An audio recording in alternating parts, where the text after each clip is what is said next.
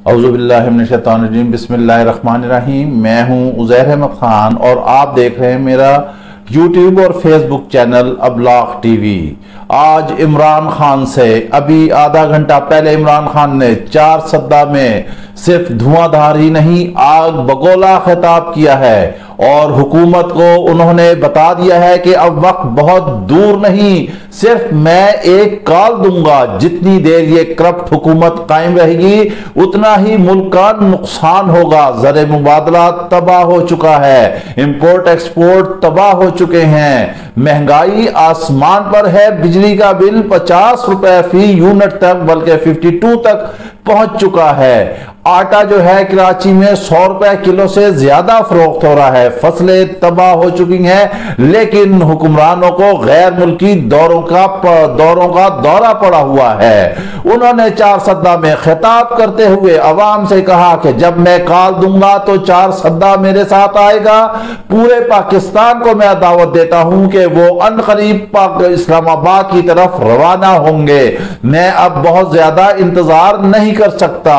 عمران خان نے ایک دفعہ پھر حکومت کے تمام بخیے ادھیڑ دیے۔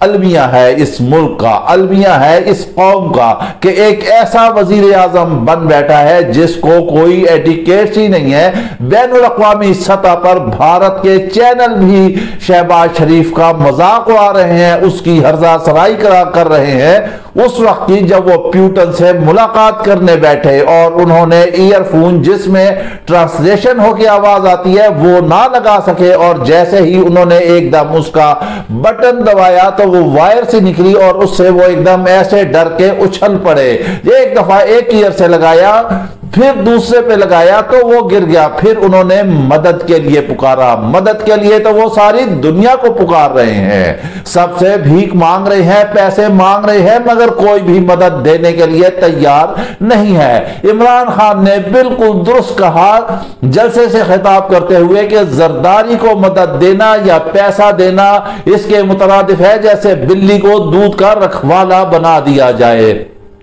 ہم تو یہ کہتے ہیں کہ صرف دودھ کا رکھوالا ہی نہیں، زرداری اور یہ جماعتیں جو پی ڈی ایم میں بھانمتی کا کنبہ ہے یہ دیگچا ہی کھا جائیں گی، دودھ تو دور کی بات ہے۔ ملک کو انہوں نے تباہی کے دہانے پہ پہنچا دیا ہے۔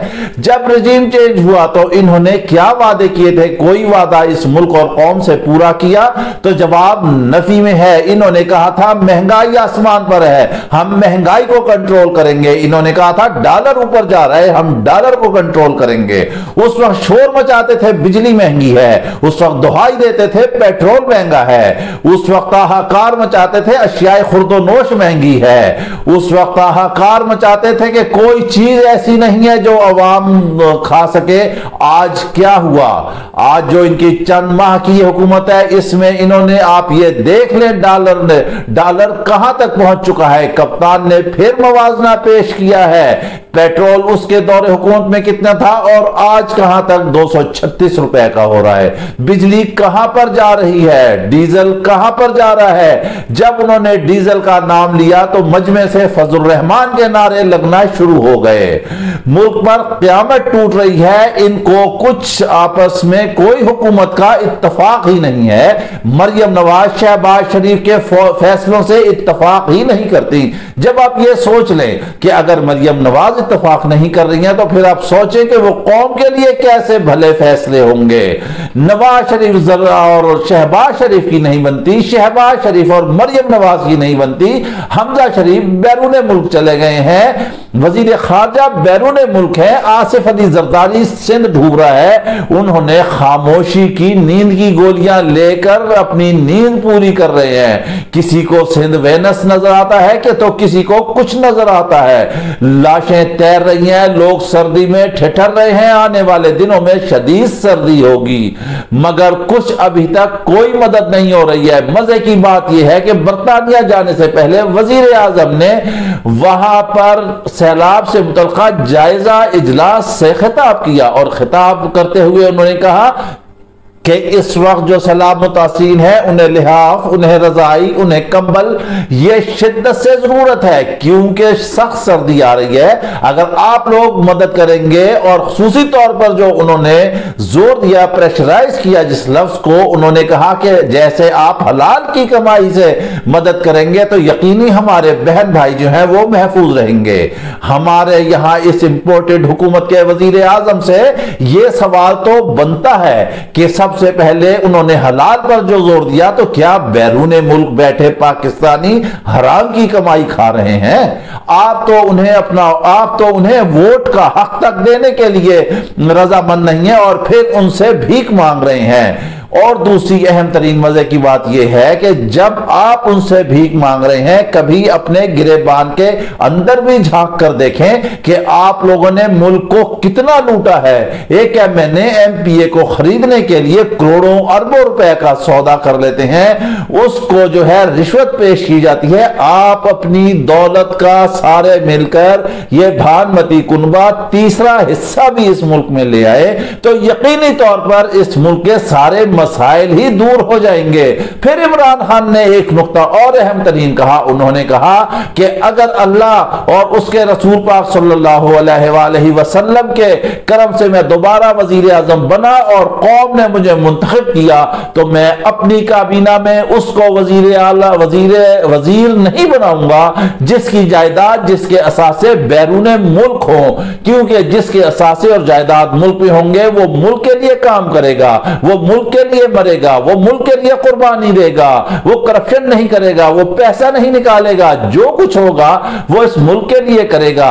ہم عمران خان سے پہلے بھی اپنی تحریروں میں یہ ہم لکھتے رہے ہیں، مگر یہاں ہم یہ ضرور کریں گے کہ عمران خان کو چاہیے کہ جس وقت وہ دوبارہ اقتدار پر آتے ہیں اور کلین سویپ کر کے انشاءاللہ وہ آئیں گے، اس وقت آتے کے ساتھ ایک اعلان کر دیں کہ جس نے وزیر بننا ہے یا جو بھی میری کابینہ میں ہے، ایم این اے ہے، ایم پی ہے، آج کے بعد اس کے کاروبار سے کوئی تعلق نہیں ہے، کیونکہ جب کوئی منسٹر کاروبار میں بیٹھا ہوتا ہے تو وہ اپنے کاروبار کو فائدہ پہنچاتا ہے، اقربا پروری کرتا ہے، اسی سے کرپشن پھیلتی ہے، اسی سے رشوت بازاری پھیلتی ہے، اسی سے ملک تباہ ہوتا ہے، اسی سے وزارتیں تباہ ہوتی ہیں، اسی سے ملک بھر میں بدنامی ہوتی ہے، اس ہی سے جو ہے وہ پرسنٹیج مافیا جو ہے وہ وجود میں آتا ہے، اسی سے بیرونی دنیا میں بدنامی ہوتی ہے۔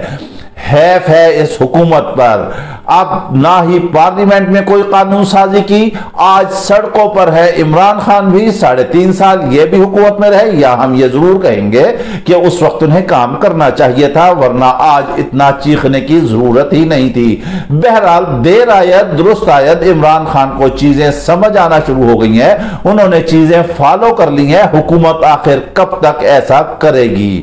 پیاز کی قیمت دیکھیں کہاں پر پہنچ چکی ہے، آٹے کی قیمت دیکھیں کہاں پہنچ چکی ہے، بجلی پیٹرول ڈیزل کہاں پہنچ چکا ہے، اشیاء خرد و نوش کہاں پہنچ چکی ہے، ملک میں بے روزگاری کا دورہ ہے، تعلیم کا بیڑا غرق ہو چکا ہے، کوئی اصلاحات نہیں ہو رہی، کوئی پارلیمنٹ کے اجلاس نہیں ہو رہے، کوئی قانون سازی نہیں ہو رہی۔ آپ کو عوام نے کیا حکومت میں اس لیے بھیجا تھا، کیا ایوان میں اس لیے بھیجا تھا کہ آپ وہاں پر عیاشی کریں، آپ بیرون ملک کے دورے کریں، عوام ڈوبتی رہے، ملک ڈوبتا رہے، اور آپ بیرون ملک جا کر بڑے بڑے پلازا ہوٹلوں میں ٹھہرے جہاں کا ایک ایک کمرہ، ایک ایک رات کا کرایہ جو ہے $2000 اور $4000 ہے۔ یہ بھکاری ہیں، یہ کہتے تھے کہ beggars are not choosers، تو پھر کیوں کمروں کو آپ چوز کر رہے ہیں؟ آپ کو تو چاہیے تھا کسی ڈھابے پہ، کسی نارمل سے، کسی چھوٹے سے ہوٹل میں رہتے تاکہ دنیا کو پتا چلتا کہ آپ مدد کے طلبگار ہیں۔ آپ تو رہتے ہیں، آپ حساب لگا لے آج کا ڈالر کتنے کا ہے، اور صرف ایک رات کمرے کی ادائیگی اگر $4000 اور $2000 ہے تو یہ کہاں تک بل بنے گا؟ یہ لاؤ لشکر وہاں رہے گا۔ یہ کیا قوم کے ساتھ انصاف ہے، یا یہ بادشاہوں کی حکومت ہے جہاں عوام کو صرف کچلا ہی جا رہا ہے؟ یہ بے نتھے بیل، یہ طاقت میں چور ہاتھی، یہ ایلیفینٹ، یہ وائٹ ایلیفینٹ بن چکے ہیں اس ملک کو لوٹنے اور ڈبونے کے لیے۔ اب نواز شریف باہر بیٹھے ہیں وہ بھی واپس نہیں آ رہے ہیں۔ عمران خان نے کہہ دیا ہے، پھر ہم آپ کو آخر میں بتا رہے ہیں، انہوں نے کہہ دیا ہے کہ اینف 15 دن بہت ہوتے ہیں، صرف میں نے ایک کال دینی ہے، اس کال سے پہلے حالات کو درست کر لینا چاہیے، حکومت کو سمجھ جانا چاہیے، ایسا نہ ہو کہ حالات قابو سے باہر نکل جائیں۔ ستمبر اور اکتوبر انتہائی اہم ترین ہے، اس میں بہت بڑی ملک میں تبدیلی آنے والی ہے۔ جو ان کے سہولت کار ہیں، جو رجیم چینج ہے یا جو بھی کوئی لانے والے ہیں، انہیں بھی ہوش کے ناخن لینا چاہیے، ملک اور قوم کی طرف دیکھنا چاہیے۔ اس کے ساتھ ہی آپ ہمیں اجازت دیجیے، اپنا خیال رکھیے گا، اللہ حافظ۔